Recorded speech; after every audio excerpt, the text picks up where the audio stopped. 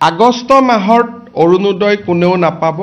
আমি সেপ্টেম্বৰ মাহৰ 17 তাৰিখে প্ৰধানমন্ত্ৰী নৰেন্দ্ৰ মোদী ডাঙৰীয়াৰ জন্মদিনৰ দিনা উপজা দিনৰ দিনা আমি অৰুণোদয় তৃতীয় আঁচনিটো আনুষ্ঠানিকভাৱে আৰম্ভ কৰিম।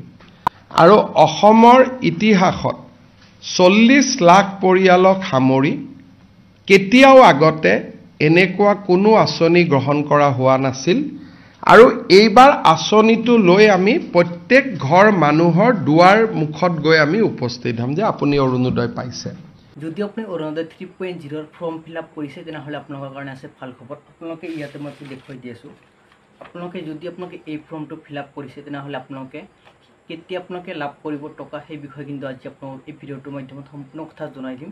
তো যদি আপোনালোকে প্ৰথমবাৰলৈ এই চেনেলটো ভিজিট কৰি আছে চেনেলটো ছাবস্ক্ৰাইব কৰি ৰাখিব আৰু আপোনালোকৰ বন্ধু বান্ধৱীসকললৈ ভিডিঅ'টো শ্বেয়াৰ কৰি দিব।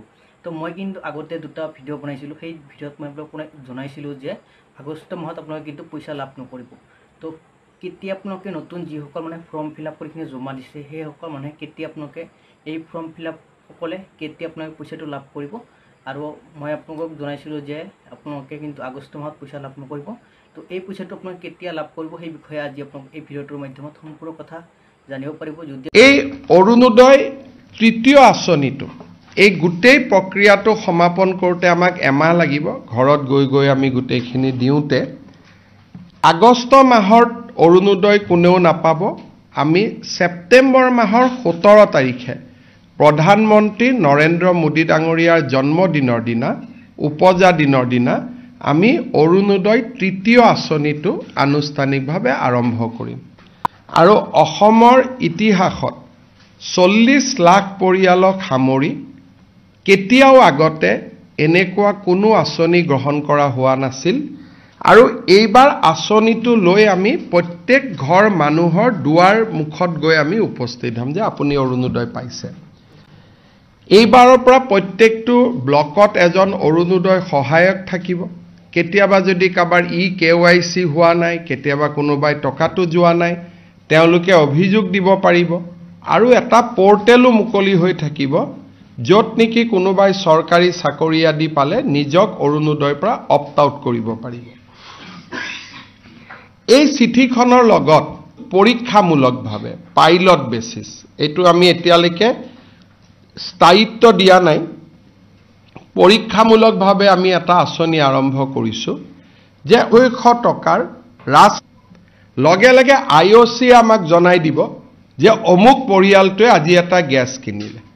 লগে লগে তেওঁৰ একাউণ্টত আৰু 250 টকা, যদি গেছ নিকিনে 250টো নাযায়, যদি গেছ কিনে তেতিয়াহ'লে তেওঁলোকৰ লগত আমি গেছৰ কথাখিনি লিখিবৰ কাৰণে লগত এখন ফৰ্ম পঠিয়াম। চিঠিখন যেতিয়া গাঁৱত তেওঁলোকে লৈ যাব, চিঠিখনো দিব, লগতে ক'ব যে আৰু এটা আঁচনি আপোনালোকৰ কাৰণে আহিছে, ডিটেইলছটো দিয়ক, কানেকশ্যন নম্বৰটো লাগিব।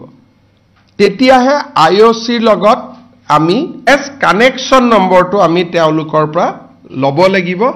আৰু এটা খবৰ দিব যে নতুন উপকৃত হয়, খুব ধুনীয়াকৈ যদি IOCৰ লগত সম্পৰ্কটো স্থাপিত হয়, কাৰণ ইয়াত কেন্দ্ৰীয় চৰকাৰো জড়িত থাকিব, ৰাজ্য চৰকাৰো জড়িত থাকিব, যদি আঁচনিটো ৰাখি দিব পাৰিম। কিন্তু তাত এটা তালমিল লাগিব, গেছ কি একাউণ্ট যাব লাগিব। সাধাৰণতে ৰাজ্য চৰকাৰ আৰু কেন্দ্ৰীয় চৰকাৰৰ ৱেবছাইট প্ৰচেষ্টা কৰি এটা পইণ্টলৈকে আহিছোঁ। আমি ভাবিছোঁ যে ইয়াক আমি ৰূপায়ণ, যিটো মাহত গেছ কিনে তেওঁলোকে আৰু 250, তাৰমানে যিটো মাহত নিকিনে, এমাহত এটা গেছ নিকিনে, যদি গেছ নিকিনে আপোনাৰ অৰুণোদয় বেনিফিচিয়াৰী বেনিফিটটো পাই থাকিব।